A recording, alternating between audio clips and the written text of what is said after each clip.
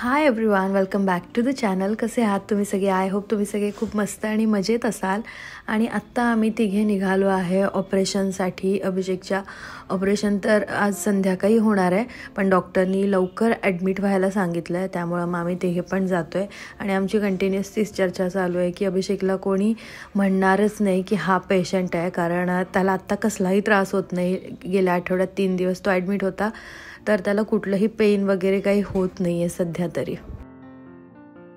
अबू इकडे झोपला होता या बेडवर आणि अभिषेक इकडे फोनवर बोलत होता.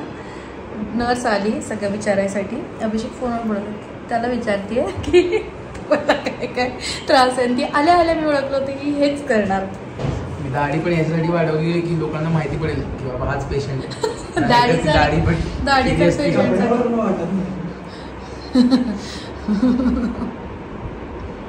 आणि हा पेशंट वाटायला लागला. इंजेक्शन घेऊन आला आणि झोपलाय म्हणून. तर इथे आता अभिषेकला फर्स्ट जे सलाईन आहे ते लावतात आहेत. आणि हा व्लॉग ना अगदीच छोटा, म्हणजे 4-4.5 मिनटाचाच होतो आहे.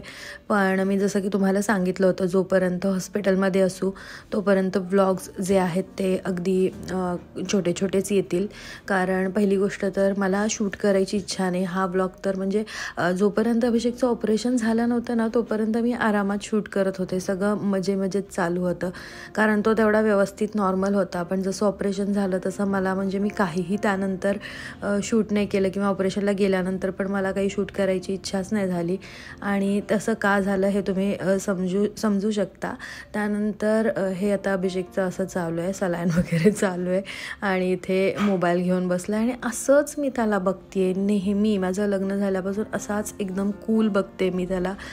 पण त्यानंतर म्हणजे आता अचानक ऑपरेशन झाल्यानंतर त्याचं जे बदललेलं रूप आहे ते बघितल्यानंतर मला खूपच त्रासदायक होतं हे सगळं.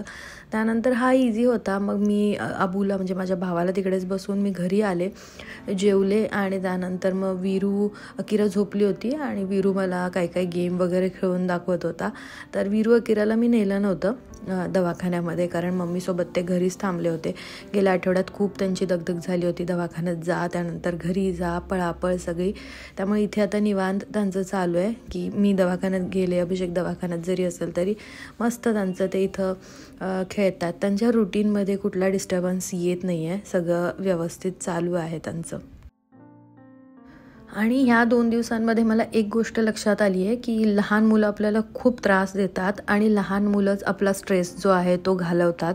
कारण आता मी घरी आले, थोडी बसले, रिलॅक्स. युद्धवीरचा गेम वगैरे जे काय तुम्हाला दाखवत होतं ते बघितलं. नाही म्हटलं तरी कुठंतरी ऑपरेशन आहे या गोष्टीचं एक दडपण असतंच, तर ते मलाही होतं. आणि मग ते थोडंसं रिलीज झाल्यासारखं वाटलं. थोडासा म्हणजे एक अर्धा-पाऊण तासाचा मस्त माझा टाईम जो आहे तो हसत खेळत गेला. त्यानंतर हॉस्पिटलमध्ये गेले आणि हॉस्पिटलमध्ये गेल्यावर एक 5 ते 10 मिनटातच अभिषेकला OTमध्ये घेऊन गेले ते. आणि जाताना अभिषेक पण थोडासा, त्याचा चेहरा जो आहे तो थोडासा असा वेगळा मला वाटला नेहमीपेक्षा, कारण शेवटी प्रत्येकाला भीतीही असतेच.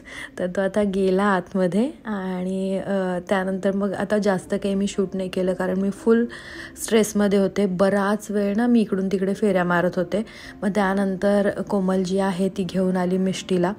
आता हे सगळं कोमलनी शूट केलं आहे, त्यामुळे हे अशा ह्याच्यामध्ये तुम्हाला दिसत असेल फॉर्मॅटमध्ये, कारण तिला एक्झॅक्टली अंदाज नाही आला की कसं ब्लॉगसाठी शूट केलं पाहिजे वगैरे. तर मिष्टी आल्यानंतर मी थोडी रिलॅक्स झाले. म्हणजे जेवढा वेळ मिष्टी आली होती आणि अभिषेकचं ऑपरेशन चालू होतं तेवढा वेळ म्हणजे मी तिलाच घेऊन होते, त्यामुळे थोडीशी मी रिलॅक्स झाले. पण टेन्शन काही माझं गेलं नाही. आयुष्यात पहिल्यांदा असल्या प्रकारचं टेन्शन जे आहे ते मी फेस केलं. मला खूप जास्त त्रास झाला ह्या सगळ्या गोष्टींचा, म्हणजे मी तुम्हाला सांगू शकणार नाही. मेंटली, इमोशनली तर झाला, पण फिजिकली पण मला त्रास झाला. मी सांगेन कधीतरी पुढच्या ब्लॉगमध्ये. अभिषेकचं ऑपरेशन झालं आणि रात्री उशिरा हे जे आहे ते मी शूट केलेलं आहे.